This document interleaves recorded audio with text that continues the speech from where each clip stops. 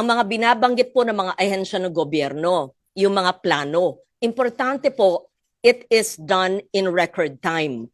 At ang pinakamahalaga ay alamin magkano ba ang continuing appropriations sa GAA 2025 na maaring gamitin ngayon sa krisis.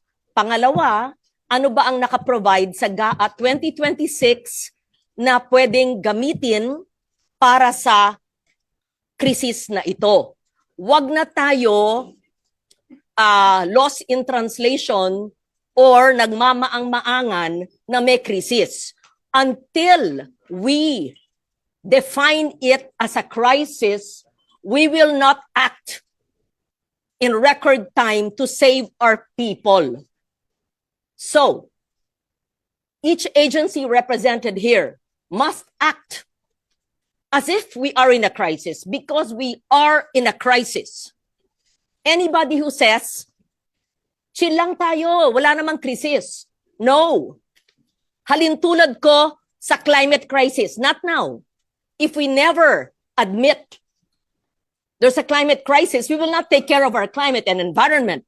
If we do not admit that there's a crisis in the Middle East affecting our OFWs and their families, affecting the prices of our petroleum products, energy, food prices, transport, and displacing millions of Filipinos, the agencies will not act with urgency. And so that is what I put on the table.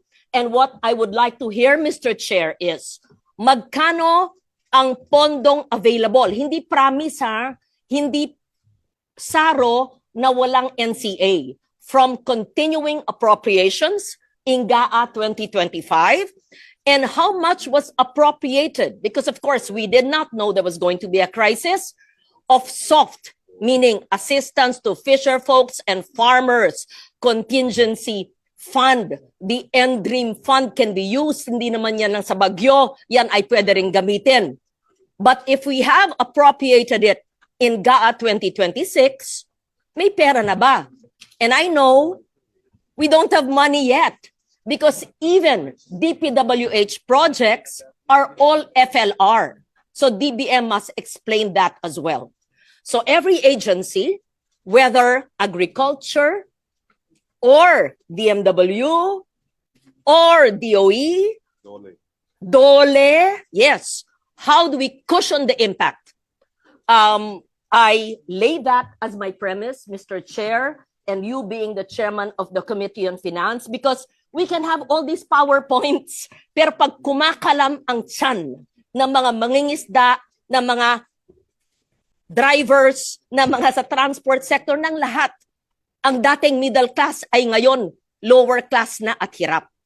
So gusto natin makita ang pag-translate ng mga PowerPoint na yan na ginawa sa mga air-condition na tanggapan into actual jobs created, actual food on the table of every affected Filipino family. And I will ask, I need to know the answer.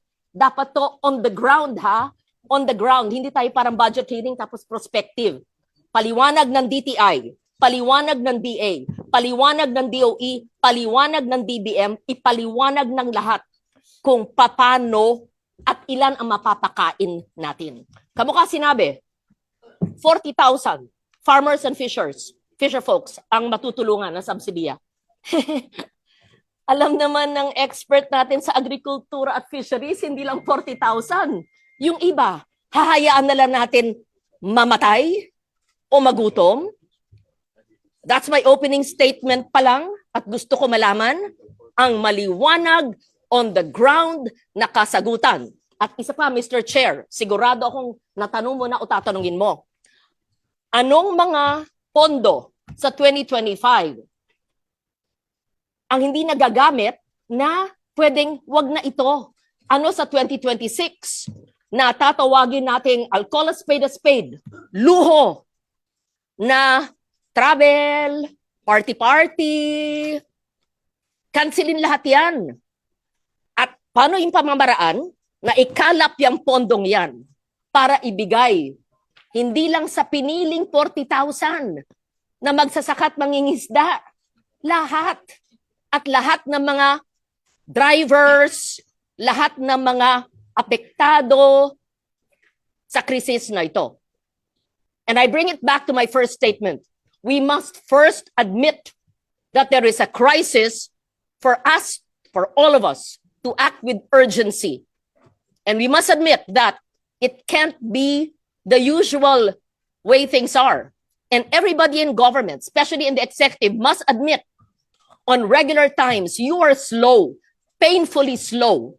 And the DBM knows this. And we know that because we've been doing the budget for decades now.